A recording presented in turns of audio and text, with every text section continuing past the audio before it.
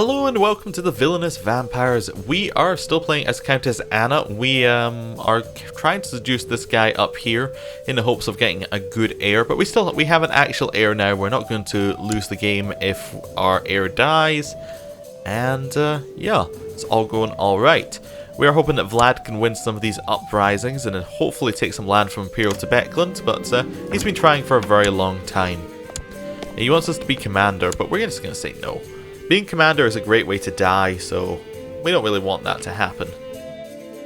Okay.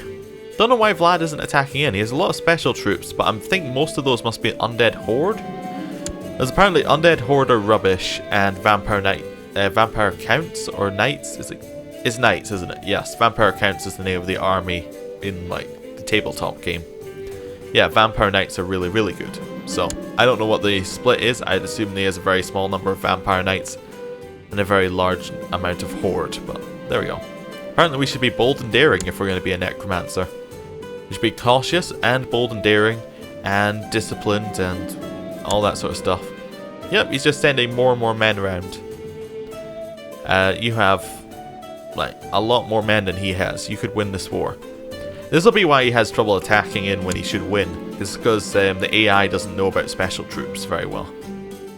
I do love the animation these guys have. They have no weapon. They just kind of, you know, swipe their hand at it. Okay. I won't give up yet. Books have always fascinated me. When I heard a friend of mine is a scholar and a member of a small group of people dedicated to studying books, discussing them, and learning more about our world through philosophy and science, I knew how to learn more. I need more time to study so I can impress the group of scholars. How about you just tell me more about the scholars? I think that's the correct event. So right, so he's willing to assault down that bit there, but he's not willing to attack into this army, but he will attack into the army that's much further away. Okay, Vlad. Fine. Whatever you say. If he only wants to protect our land, that's fine. I can live with that. Okay. Wait, did he just give up attacking over there? Yeah, he attacked them twice and then it was just like, you know what? That's fine. You've learnt your lesson. What happened to his army? Did he just disband it? Or did it die here? Where's Vlad's army gone? Oh, there it is. I guess it got hidden underneath this army right there. Underneath the army of Agnes, because we can't actually see them for some reason. Because they're in a different thing. Yeah, they're not in this fight, are they? Oh. I got it. The army of Agnes is the army that came from this actual province. I see. And then Vlad's army got hidden underneath it because we're not technically, neither of us are in the war. It's only Vlad is in this war, if I'm right in thinking. Yeah, only Vlad is in the war. So that we couldn't see the army composition of somebody who's not in the war because that's the way the game works. Well, you mean you can see the composition, but you have to hover over. Like you can't see how many troops they have at just a glance. And then when Vlad's army moved off, that then allowed us to see his army again. I get it. Little bit convoluted, but I understand why it worked that way. He's about to win another war. Fantastic. Assuming that he's chasing this army. He's not. We'll go win Vlad's war for him, that's fine. Right, up we go. You coming to fight us? That's fine, you can come and fight us if you want. We can wait here. And then we'll destroy you. Perfect. We won a war for Vlad. Oh, I lost Craven. Fantastic. Craven is a horrible trait. It just gives you morale defense down, it gives you vassal opinion down, martial down. It's great. Winds of Chaos reached truly dangerous levels. Okay. This servant has been a ruler of the Chaos Gods. It's Krugheim. Oh, so it's right here. Alright, so this is now a Slaanesh realm. And he wants to wage a war of conquest on Imperial Tibetland. Pretty much. In a war. In a holy war. That's cool. That's quite good for us. Peter accepted it, so that's the Chaos Undivided rebellion gone. Okay. Imperial Sebekland is actually falling apart, which is great. It's fantastic for us. We just need to get a little bit more land for, like, outside. A peasant's revolt, cool. We'll continue seducing this guy all the way over there. We don't want to be part of this revolt. This revolt's too strong for us. We could just gain stressed and keep all of our lovers, but we don't need all of them. We have our son, and Prince Conrad. We'll break up with Prince Conrad. That's fine. He doesn't really matter. You've succeeded! You can feel the dark power flowing through your veins. You're compelling the dead to listen to your commands. You are a necromancer. So we lose apprentice, we gain prestige, we gain lore of necromancy, and we gain magic power 1. Perfect. We're going to wait a couple of days, see what these events we're going to get are. Okay, I think we're fine. So, we got a couple things we can do. We can cast magic on the battlefield, which I think means we have to be a commander in an army, and then we can cast magic, which I think for necromancy allows us to summon extra troops. Craft a magical item. Costs us money, but would presumably allow us a chance of getting an item. Study magic. If our learning is lower than our learning has to be lower than 40 to learn That's an odd thing. I wonder whether they've got whether there's a character in the game that has a learning over 40 and they specifically don't want that character to learn magic. Maybe that's what they've got. For Lieges at Peace, though, we can just study magic for some gold. That's pretty cool. Or summon undead. Okay, so you have to have at least 150 piety. Province. Okay, one of these must be true. The province owner is us. Yeah. And one of these must be true. Have the character modifier necromantic power 1, 2, 3, 4, or 5. Okay. There must be other modifiers, but I thought we had necromantic power 1, or do we have magic power 1? That's not the same thing. Okay. I see.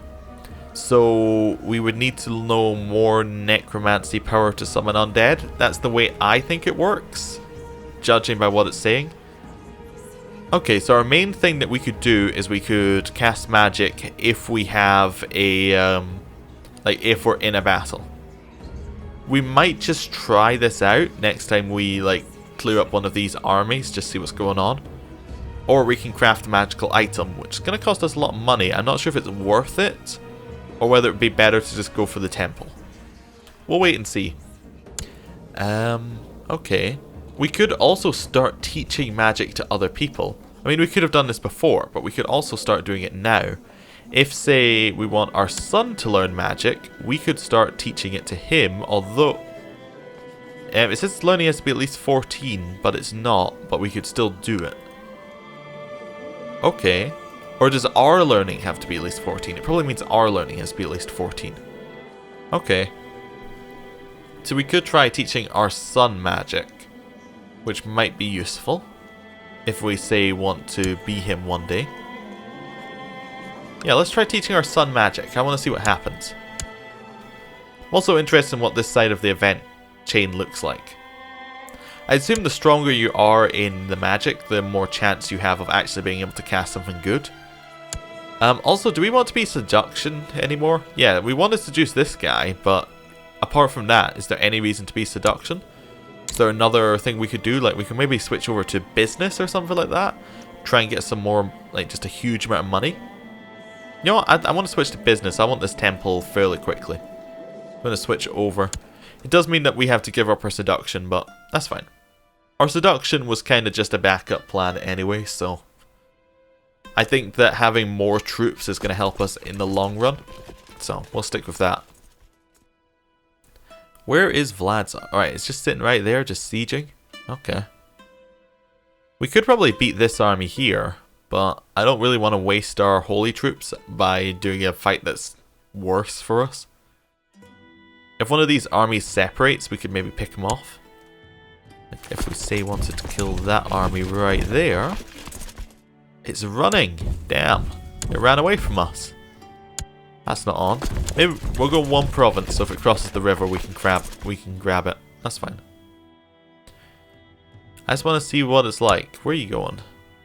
You going to fight me? I'm okay if you want to fight me. Ah, they actually came to fight this one. We could join in. I think we can win this fight. Yeah, we'll go and fight them. That's fine. I want to cast magic. Why can we not cast magic? We're not a commander. Ah. Yep, kind of messed that one up. We should still be able to win this, though. Yeah, we have 3 flanks. They have 1 flank. So we get double flanking bonus, so... Yeah, okay.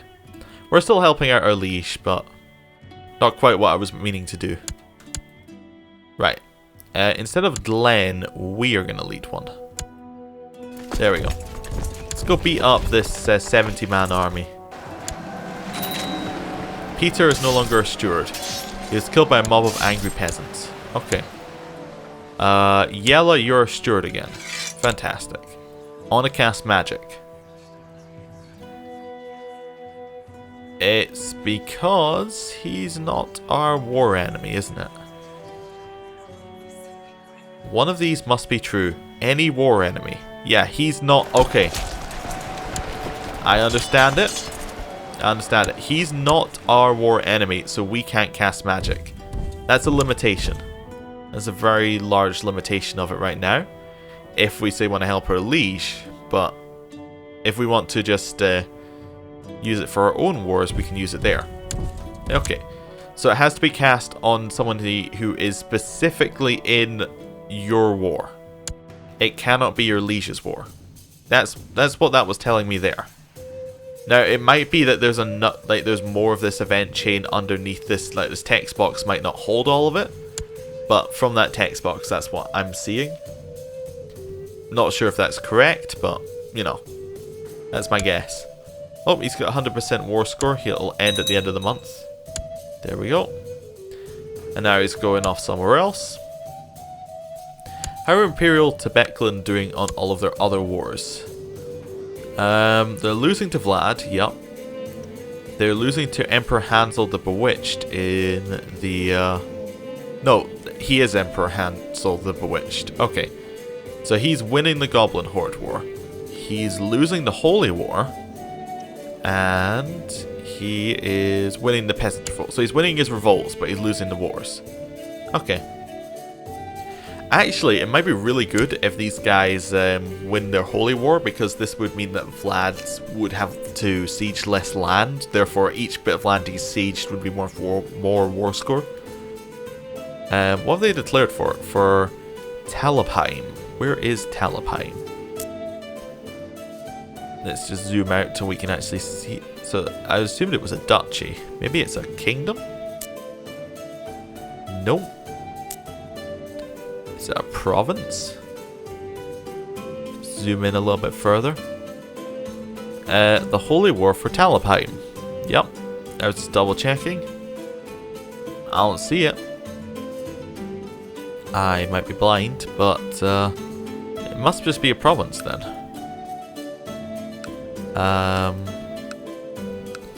It's probably a province that borders, an area that borders? I don't know. It should be de jure duchies.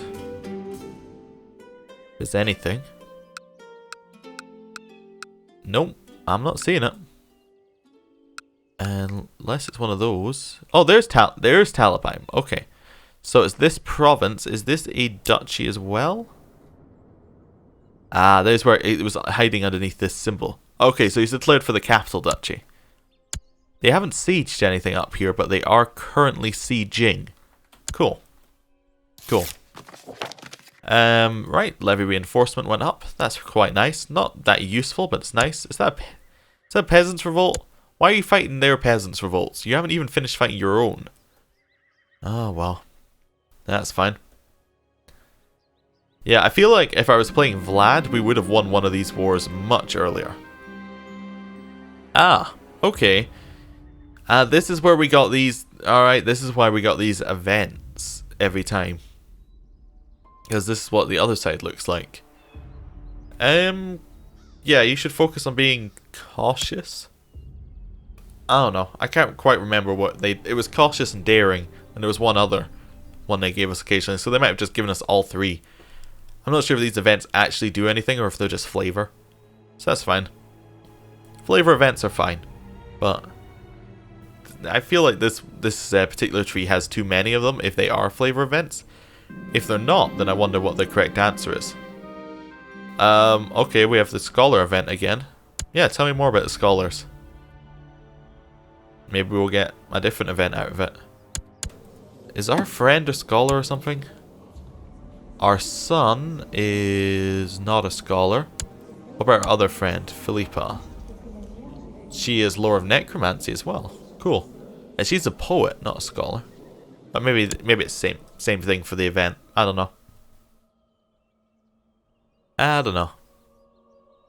Anything else we need to be worrying about? I think we're alright. Yep. Nothing else that we can actually actively do. We could change our laws, actually. And that's because the reason that might make any effect is because we actually have well, we do have our son. And he is in charge of a republic, technically. Which would mean that we would have to change city laws to affect him. So if we change city levies, we could make it so they could provide us a larger max levy. Yeah, okay. That seems reasonable. Or taxation would mainly give us more money. How much money is he currently giving us? City tax, he's currently giving us 4 ducats. So that is... okay, so 4 ducats is 25% of his stuff. And we could then get... That's really not a lot more. Yeah, it's an extra 10% on top of that. Yeah, we'll just get the extra levy. I think that's fine. Costs us 50 parity, but we have a lot of parity to spend, so we'll do that. We could also change it so only women can inherit. Don't need to do that right now, but it is a good option if we're worried about inheritance. We want to just switch it up. Yeah, okay, so he could... His max number changed there. Oh, I know why his max number changed. It's because he has no levy. Like, his levy is max 121 right now because he was sieged down. Okay, that's fine. Don't need to worry about it. Vlad, what are you doing? Still sieging? Yeah, there's not a lot of levy here, so he probably has a lot of siege going on each month, but we'll see how it goes. I suspect this war is going to last nearly forever, but that's fine. Actually, what I suspect is going to happen is this holy war is going to win because... wait, that's not you. It's you. Yeah. This holy war is going to win. The Imperial Tibetland are going to... Like, something's going to happen in terms of where their capital is and all of that, and they're going to be weakened. And then probably someone like Imperial Reichland or Imperial Middenland or Ostland are going to attack them and then take all their land. So, that could happen. Bit disappointed we don't have any business events yet, actually. Business events are really good for getting you money. Oh, there we go. Nope, is it? The bridge I wanted Yella to inspect burst under her unwary feet, and she only just managed to grab hold of my hand and the edge of a broken bridge. I saw her fingers began to slip, and grasping her wrists, I ordered her to let go of the bridge, and she did exactly that. I pulled as hard as I can, and I dragged her back to safety. Yeah, that's not a... it had the same picture as a business event, so I thought that was what was going to go into that, but it's actually a growing to trust people event. Okay. Doesn't Yella hate us? No, Yella's alright with us, actually. Okay. That's fine. Absolutely fine. So, Vlad's trying to get this... Why has he only sent 600 men over? I mean, it's more than he sent before, so I'm kind of happy, but... He could have sent more men over. He's going to get destroyed by the Imperial Tibetland army if he survives this battle, but it doesn't look like it's going to survive the battle. Okay, so we keep getting this Books Fascinate Me event. Why do we keep getting that? I have no idea. Oh, it's because we're a Mastermind Theologian? That could be it. Ah, okay. Why don't we say we need more time to study? At least that gives us prestige. If we're going to get this event multiple times, we'll get 5 prestige each time. Oh no, Vlad's army was enough. It won. He won the battle. That's 100%. We're now actually at peace in the realm, so Vlad can only focus on this war. Why did this army not come and attack him, and where is Vlad's army going? I'm interested. Anyway, I'm going to end the episode here. Thanks for watching. I'll see you next time.